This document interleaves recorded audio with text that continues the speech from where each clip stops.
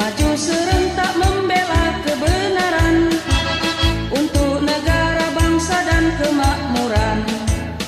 Hukum Allah tegakkan, hukum Allah tegakkan. Allahu Akbar, Allahu Akbar, Allahu Akbar. Assalamualaikum warahmatullahi wabarakatuh. Para pendengar dan peminat kuliah-kuliah saya di dalam kaset ini, di seluruh tanah air Indonesia yang saya cintai,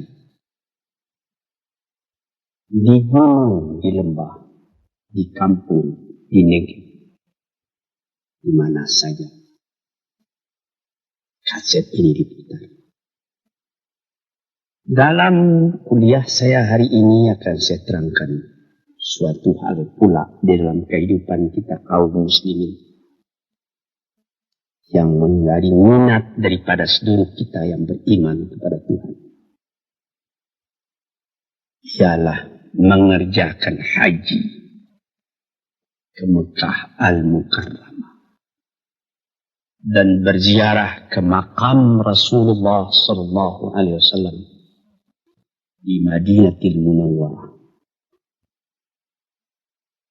Setiap tahun kita bangsa Indonesia yang jauh ini, yang disebut orang Syarqil Aqsa, di tanah timur yang jauh, telah beratus-ratus tahun sejak zaman dulu, masa ke Mekah masih naik kapal layar, namun kecintaan buat mengerjakan haji itu tidak kurang daripada kecintaan negeri-negeri lain di dunia ini. Saya sendiri, pada mula-mula saya naik haji di tahun 1927, dalam usia baru 19 tahun. Ketika itu harga karet sedang membumbung naik, harga getah di Jambi dan di tempat-tempat lain. Dan sewa kapal ketika itu, karena belum ada kapal udara sebagai sekarang, baru 165 rupiah pergi dan balik. Berduyun orang yang pergi. Dan waktu itu 165 rupiah pun sudah mahal. Dari tahun ke tahun, belum pernah turun sewa kapal itu. Pada tahun 1950, sesudah penyerahan kedaulatan dari Belanda kepada kita di bulan Desember 49, maka dekat-dekat bulan Agustus 1950, saya berangkat ke Mekah sebagai anggota MPH, Majelis Pimpinan Haji. Kabarnya konon sewa kapal pada waktu itu baru 7.000 rupiah pergi dan balik. Kerinduan orang buat naik haji sama saja, baik di waktu harga tiket 165 rupiah pulang balik, atau 7.000 rupiah pulang balik, atau 1,5 juta rupiah pulang balik, atau sekarang ini sudah lebih lagi, dan belum pernah turun. Namun jumlah orang yang naik haji, orang yang berminat naik haji, tidak berkurang dari tahun ke tahun. Barangkali inilah salah satu mustajabnya permohonan Nabi Ibrahim kepada Tuhan, sebagaimana tersebut di dalam Al-Quran surat Ibrahim. Waj'al afidatan minan nasi tahwi ilaih. Ya Tuhanku, jadikanlah hati manusia tertarik buat datang ke sana. Datang ke sana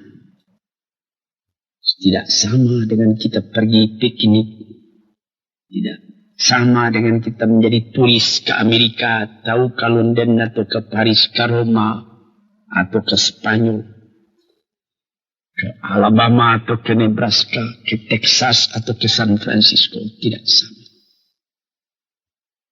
Kita ke sana buat beribadat. Kita dipanggil oleh Tuhan. Sekurang-kurangnya sekali seumur hidup kita. Man istata'a ilaihi sabila. Orang-orang yang sanggup berjalan ke sana. Sehingga ada mazhab lama yang mengatakan berjalan betul-betul sanggup Anda ke sana. Seketika saya naik haji bersama istri saya di tahun 1968. Ketika kami naik mobil dari Madinah akan menuju Mekah. Di tengah jalan bertemu satu orang dari Afghanistan. Berjalan kaki hendak pergi ke Madinah.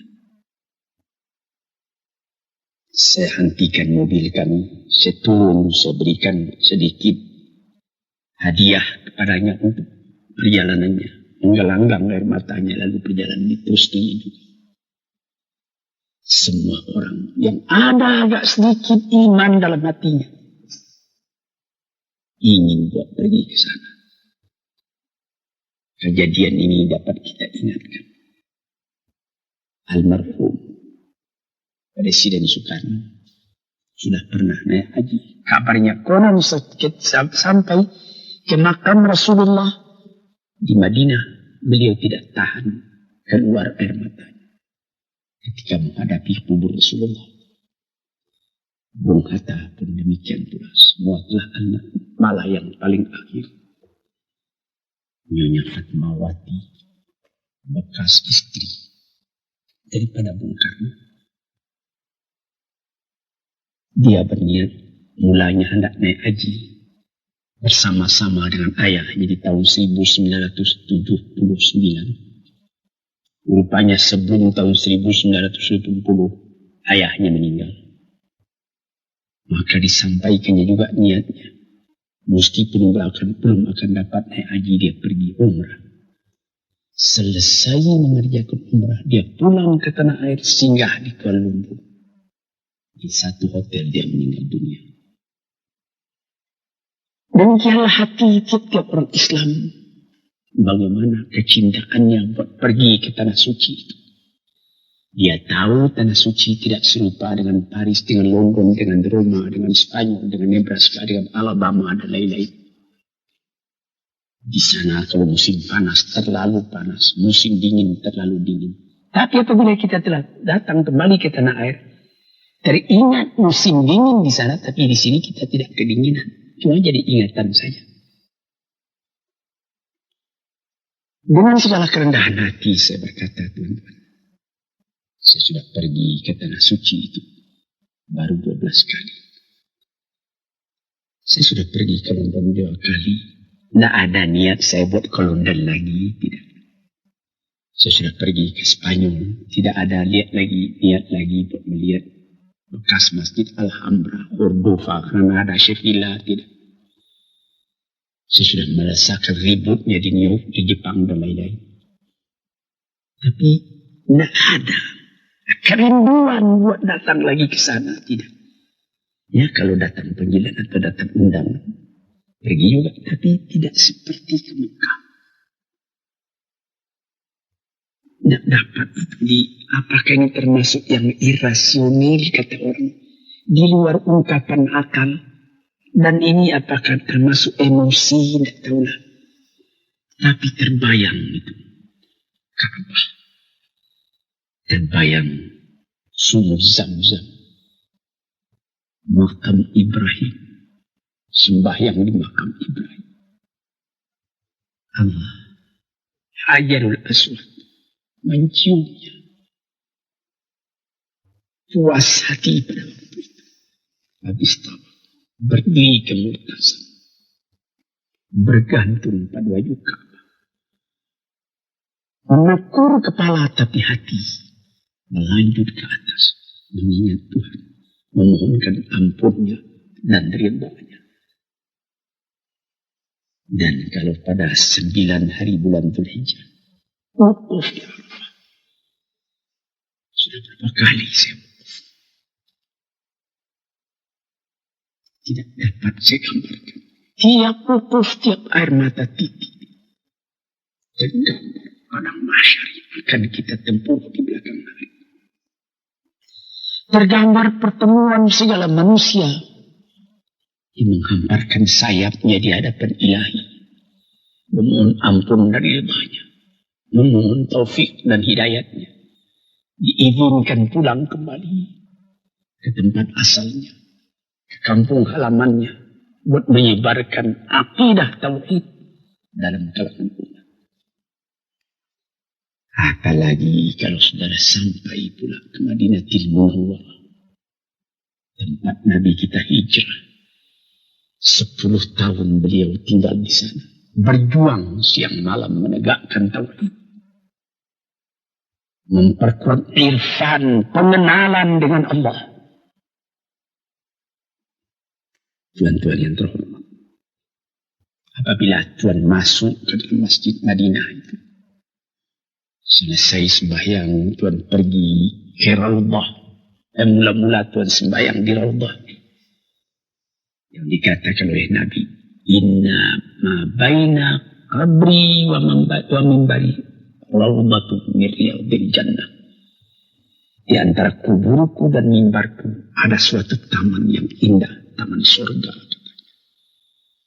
Orang berkerumun sembahyang ke sana. Sesudah itu pergi ziarah ke kubur Rasulullah, mengucapkan salam kepada beliau. Karena beliau sendiri mengatakan, segala salam yang engkau sampaikan kepadaku, aku dengar. Sampai. Dan itu semua aku jawab. Tuan-tuan yang terhormat, inilah yang dinamakan di dalam ilmu tasawuf dzauq, perasaan dalam kehidupan ini.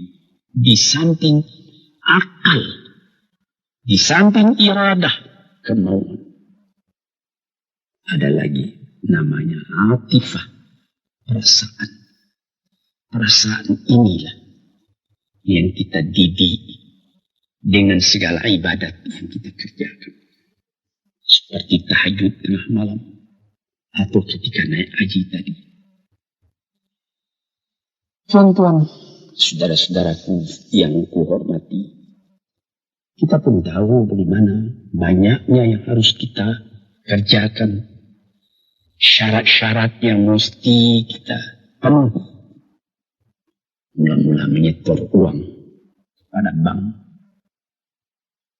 Sesudah kita mendapat keinginan buat pergi store ONH, ongkos naik haji, menunggu bulannya, menunggu waktunya. Kita naik kapal terbang atau naik kapal api. Biasa kebanyakan sekarang ini kapal terbang. Dahulu dengan kapal haji 14 hari pergi, 14 hari pulang, 28 hari. Di sana kita ada 3 bulan, sekarang lebih cepat. Ke sana kita paling banyak 10 jam. Pulang 10 jam, 20 jam. Di sana pun agak 40 hari atau kurang lagi. Tetapi saya juga pernah melihat kawan saya. Dia datang dengan kapal terbang ke Mekah. Selesai dia mengerjakan haji. Tiba-tiba sudah lekas mesti pulang. Menangis dia. Yang lebih menjadikan kita punya air mata titik lagi waktu tawaf wada. Mengerjakan tawaf selamat tinggal, selamat berpisah dengan Ka'bah itu sendiri. Sehingga ada orang yang berjalan menghadap terus ke Ka'bah walaupun dia akan keluar. Tiba di pintu akan keluar dari masjid itu, titik air mata yang minta kepada Tuhan. Beri aku kesempatan lagi ya Allah, buat datang ke tempat ini. Saya sendiri pun pernah Waktu asar saya masuk ke Masjid Madinah. Sesudah tahiyatul masjid 2 rakaat, saya duduk. Di sebelah kiri saya kubur Rasulullah. Saya berkata seorang diri. Tidak didengar oleh orang lain, tapi didengar oleh semangat saya sendiri. Ya Rasulullah, saya katakan, yang berada di sebelah kiri saya sekarang ini. Barangkali waktu engkau hidup, engkau sendiri tidak menyangka bahwa ke tempat saya yang jauh, ke tanah Sirah, Sungai Batang meninjau di tepi danau, di Pulau Sumatera. Sana berdiri masjid-masjid. Besarnya menurut kebesaran atau kekecilan penduduk di tempat itu. Dari seberang ke seberang danau kedengaran azan memanggil buat sembahyang. Ke sana agama ini telah pun masuk, ya Rasulullah. Kami telah datang kemari. Haraplah engkau tahu. Haraplah engkau terima umatmu ini. Hati kami selalu terpaut kepada engkau. Nah, ini salah satu perasaan yang dirasakan ketika mengerjakan haji tadi. Pernah saya ketika menerangkan hal puasa menyebut bagaimanapun kerasnya peraturan, namun dispensasi mesti ada. Yaitu seperti naik haji tadi. Ada orang tua, sudah lebih 80 tahun. Kalau dibawa dengan kapal terbang pun sudah susah. Duduk di kapal terbang berjam-jam itu juga capek. Seperti sudah mau bercerai-cerai rangkah-rangkah badannya itu. Orang yang begitu boleh menyuruhkan orang lain menghajikan atas namanya.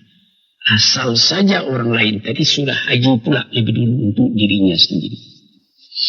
Malah di dalam suatu hadis yang dirawikan oleh Daruqutni dikatakan, kalau ayahmu telah meninggal, ibumu pun telah meninggal, engkau boleh menghajikan dia. Dahulukan menghajikan ibu, karena ada hadis mengatakan ibumu 3 kali Rasulullah mengatakan. Jadi dahulukan menghajikan ibu daripada menghajikan ayah. Kalau beliau-beliau belum haji. Di sini kita melihat lagi dispensasi yang diberikan Tuhan. Man istata'a ilaihi sabila, kita sanggup ke sana. Kalau tak sanggup lagi, menunjukkan cinta, menunjukkan ketaatan, diterima juga oleh Tuhan. Para pendengar yang terhormat, para pendengar yang saya cintai, ini menjadi rukun yang kelima daripada kita mengerjakan agama. Syahadat kelas 1, salat kelas 2, puasa kelas 3, zakat kelas 4, haji kelas 5. Itulah perumpamaan yang populer dalam kehidupan kita. Sehingga dikatakan oleh Nabi, Al-Hajjul Mabrur laisa lahu jazaan illal jannah. Laisa lahu jazaan illal jannah. Haji yang mabrur itu, haji yang diterima oleh Allah itu, tidak ada pahala yang lain kecuali surga.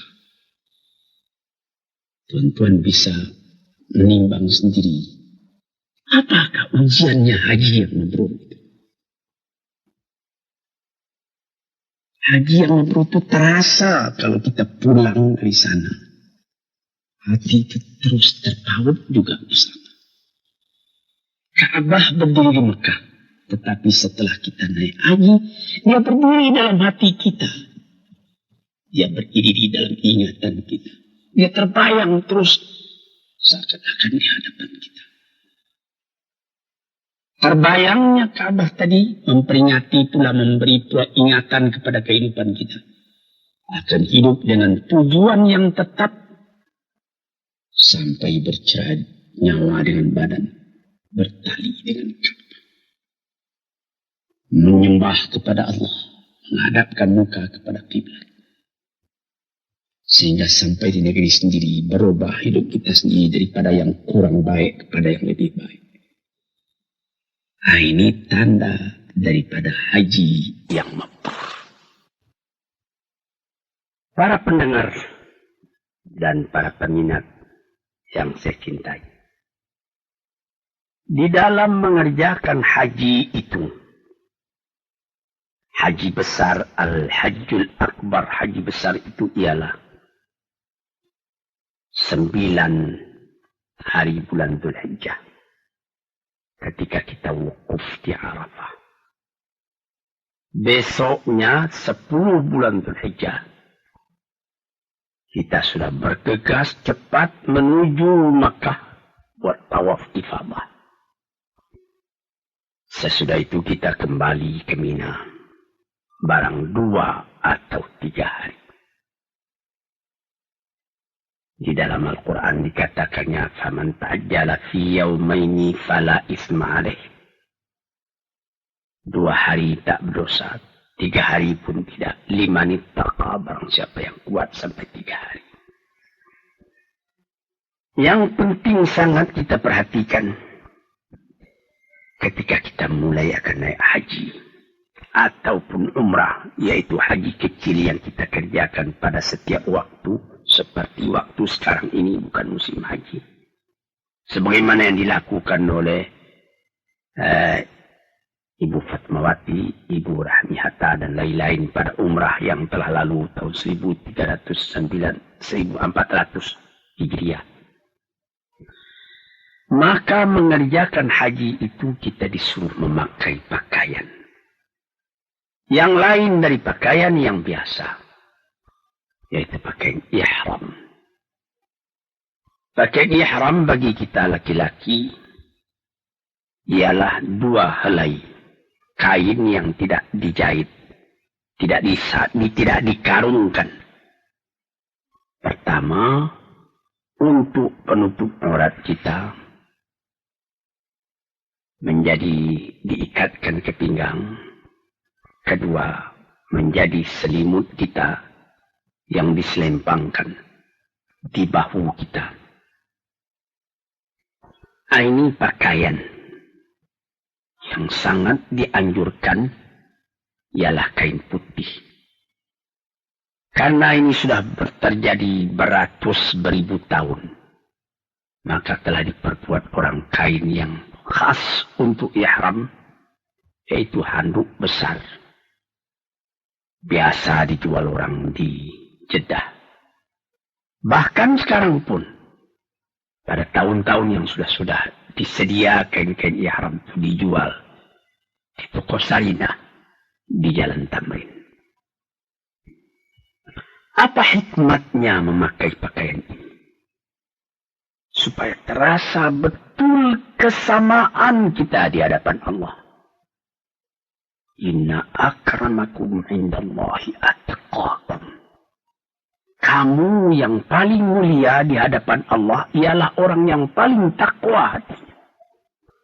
Paling menyerah jiwanya kepada Tuhan.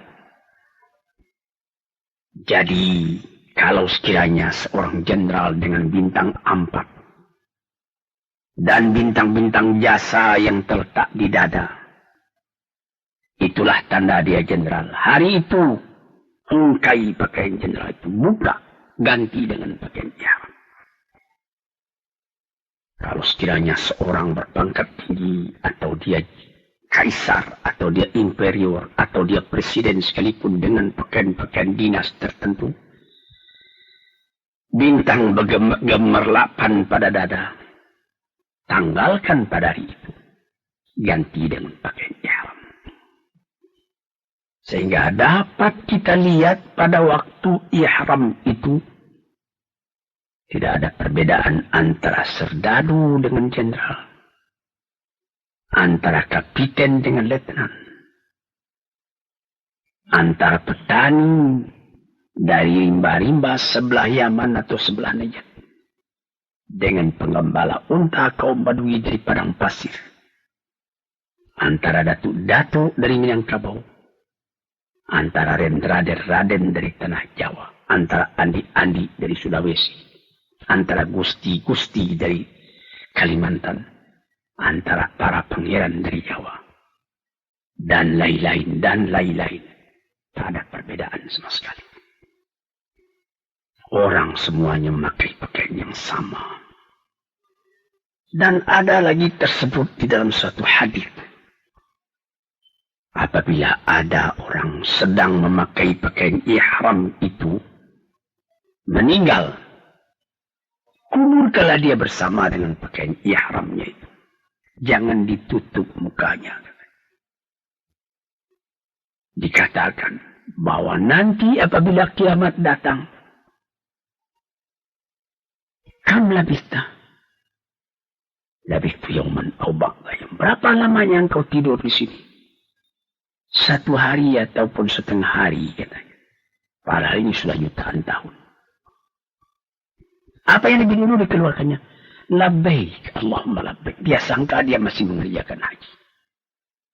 Labbaik, Allahumma labbaik. Inilah yang kita baca selama kita mengerjakan ihram tadi. Labbaik, Allahumma labbaik. Innal hamda wan ni'mata laka wal mulk la syarika lak. Ya Tuhanku, aku telah datang kemari memperkenankan panggilanmu. Aku telah datang. Tidak ada syarikat bagi engkau, tak ada sekutu bagi engkau, esa engkau. Tidak bersekutu dengan yang lain. Segala puji-pujian, segala kekuasaan, semuanya di tangan engkau. Tidak ada sekutu engkau dengan yang lain. Inilah yang dibaca pada waktu itu. Tuan-tuan yang terhormat. Seakan-akan terbayang di hadapan kita bagaimana ratanya padang Arafah. Jauh saujana mata memandang padang Arafah. Khaimah-khaimah berdiri beratus ribu banyaknya. Sejak dari waktu zuhur sudah kedengaran orang membaca munajat, seruannya, ratapannya, pengaduannya, rintihannya kepada Tuhan. Minta diampuni dosanya. Minta ditunjukkan jalannya lurus dalam kehidupan. Minta terang. An-nur, terang, jangan kegelapan. Tiap tahun, tiap-tiap pergi naik haji, wukuf di Arafah, terbenam ke dalam hati perasaan. Sum-sum jiwa kita terasa kebahagiaan hati menjadi seorang muslim yang menyerahkan dirinya kepada Tuhan. Tuan-tuan, saudara-saudara, laki-laki dan perempuan. Itulah yang saya pernahkan mengatakan pada permulaan perkataan saya tadi. Bagaimana terpautnya hati ke sana. Hendak mengerjakan ibadat itu. Dan bagaimana pula kerinduan orang hendak meneruskan ziarah kepada kubur Rasulullah. Sehingga menjadi syair daripada ahli-ahli penyair. Mengatakan, ya Rasulullah, telah tertanam kerinduan hendak menziarahi engkau dalam jiwaku. Moga-moga Allah memimpahkan kurnia kepadaku. Sehingga ringan langkahku buat pergi menziarahi engkau. Syauqi ila haramin nabiyil hadi. Fa'asa afuzu bimaqsadi wa muradi. Kerinduanku ialah hendak pergi meniar, menunjukkan cinta, menitikkan air mata, merindui engkau, karena engkau pun rindu kepadaku. Moga-moga tercapailah maksudku ini. Saudara-saudara yang terhormat, saya katakan tadi, haji yang mabrur itu tidak ada yang lainnya akan dia terima, melainkan diterima Tuhan di dalam surga. Haji yang mabrur itu kayaumin waladathu. Haji yang mabrur itu membuat orang setelah selesai haji sama dengan waktu dia lahir daripada perut ibunya. Bersih dia daripada dosa. Hadirin dan hadirat yang saya cintai, yang saya muliakan. Inilah beberapa tanda-tanda daripada kita orang Islam. Dan ada perkataan peringatan yang agak keras daripada Sayyidina Umar ibn Khattab radhiyallahu anhu, sahabat Rasulullah, Amirul Mukminin. Beliau mengatakan, barang siapa yang tidak tergetar hatinya buat pergi ziarah, mengerjakan haji ke Mekah itu, saya takut katanya kalau dia mati menjadi orang Yahudi atau menjadi orang Nasrani. Sebab itu, di dalam zaman yang sebagai sekarang ini, alhamdulillah zaman damai, peperangan tidak ada. Hubungan dunia bertambah dekat, bertambah rapat. Terutama dengan kemajuan adanya kapal terbang sekarang ini. 427 Boeing. Ada lagi pesawat baru yang lebih kencang. Itu semuanya menjadikan dekatnya, menjadikan mudahnya kita buat sampai ke tempat. Kita melihat bukit-bukit, gunung-gunung, kelihatan Jabal Nur, yang kalau kita keluar dari kota Mekah, kira-kira setengah jam sudah kelihatan puncak dari bukit. Dengan badan yang kuat, masih muda, kira-kira 2 jam sudah sampai ke atas. Atau Jabal Sur, tempat Nabi Muhammad bersembunyi waktu dia akan pindah ke Madinah bersama Abu Bakar. Yang di situ datang ayat Thaniya Tsnaini idh huma fil ghari idh qala li sahibihi la tahzan innallaha ma'ana. Seketika dia berdua dengan sahabatnya Abu Bakar berlindung di dalam gua Jabal Sur itu. Orang sudah mengancam dari luar. Abu Bakar sudah cemas. Kalau Nabi kelihatan, bukan dia cemas jiwanya sendiri, biar dia mati asal Nabi jangan tersinggung. Tapi Nabi membujuknya, la tahzan, kau jangan berduka cita, Allah bersama kita. Hadirin, saudara-saudaraku, laki-laki dan perempuan. Semuanya ini adalah hal-hal kejadian yang kita alami semuanya dan lekat dalam hati kita dan kita ingin berulang kembali. Apabila kita sa'i antara Safa dan Marwah, membaca doa-doa yang maksur daripada Rasulullah. Apabila sesudah itu kita punya kepala, digunting rambut kita, tahallul namanya. Kita sudah boleh memakai pakaian yang biasa kembali sesudah pakaian ihram. Hati kita pun terang, muka kita pun jernih. Ada orang yang mengumpulkan uang dari tahun ke tahun. Ada seorang teman saya di Masjid Agung Al-Azhar. Boleh saya sebut namanya, Muhammad Tahar. Lebih 10 tahun dia mengumpulkan duit. Ingin hendak ke Mekah. Setelah hampir berangkat, uang belum cukup. Kalau ditambah 100.000 lagi itu bisa. Dia tambah-tambah. tahun yang akan datang. Rupanya sewa kapal ke Mekah bertambah naik. Uangnya tidak cukup juga. Akhirnya setelah hampir 10 tahun dia mengumpul uang, tidak cukup juga.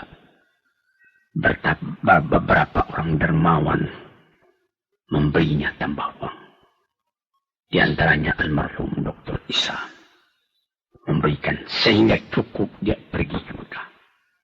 Tahun 1974 dia ke Mekah. Bukan main. Dalam kemiskinan tapi hati besar.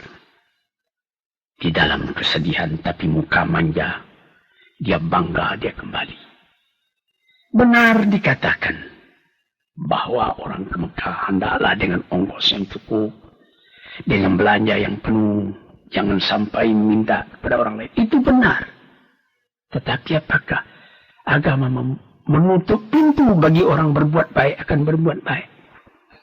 Kalau begitu berapalah orang yang akan sempat pergi ke Mekah? Banyak kejadian orang memberikan. Pergilah kami tolong. Pulangnya hatinya pun puas. Ini contoh. Fastabiqul khairat. Berlomba berbuat kebajikan. Dan kebajikan yang utama itu. Man kasyafa muslimin kurbatan min kurabil dunia. Kasyafallahu lahu kurbatan min kurabil yaumil qiyamah. Barang siapa yang menolong seorang kesusahan dalam dunia ini. Niscaya Allah pun akan menolongnya pula dari kesusahan di hari akhirat esok. Inilah gunanya silaturahim, rasa cinta, rasa sayang antara orang Islam, sesama orang Islam. Satu lagi yang meninggalkan kesan yang dalam hati kita sampai di Mekah. Tidak ada perbedaan bangsa, tidak ada perbedaan kulit. Orang hitam, terlalu hitam dari Afrika. Dari Ghana, dari Guinea, dari Abyssinia. Hitamnya cuma gigi saja yang kelihatan putih. Orang putih dari Afrika Utara, dari Tunisia, dari Maroko, dari Aljazair. Bertemu di waktu tawaf. Dengan bermacam-macam rukbah tadi. Orang dari Cina. Orang dari Indonesia dengan badannya yang pendek-pendek, kecil-kecil. Dipertemukan Allah. Ditunjukkan oleh Tuhan kekuasaannya. Bagaimana dengan satu akidah? Bangsa yang bertebaran di seluruh dunia itu dapat bersatu ke satu tempat. Merendahkan diri kepada Allah Subhanahu wa Ta'ala. Ini padahal di dunia ini masih terdapat. Di negeri-negeri yang katanya sudah maju. Masih terdapat apa yang disebut apartheid. Pembedaan warna kulit sebagai di Afrika Selatan sampai sekarang masih saja menjadi kemelut politik. Baru di Zimbabwe yang baru terlepas di Rhodesia. Padahal di Amerika sendiri masih belum hilang. Di negeri yang katanya sudah sangat maju. Di Mekah tidak ada itu perbedaan kulit begitu. Orang melihat di mana-mana ada orang hitam, ada orang putih, ada orang kuning. Di dalam Masjidil Haram beberapa orang hitam dari Afrika sedang duduk membaca zikir. Saya pernah melihat membaca wirid, entah kitab Dalailul Khairat, entah apa kitab yang lain.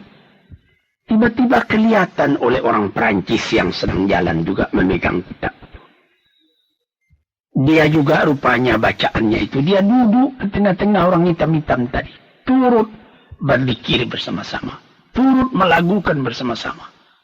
Spontan. Jiwa begini, tuan-tuan yang terhormat. Yang cuma ada dalam Islam. Termasuk akidah.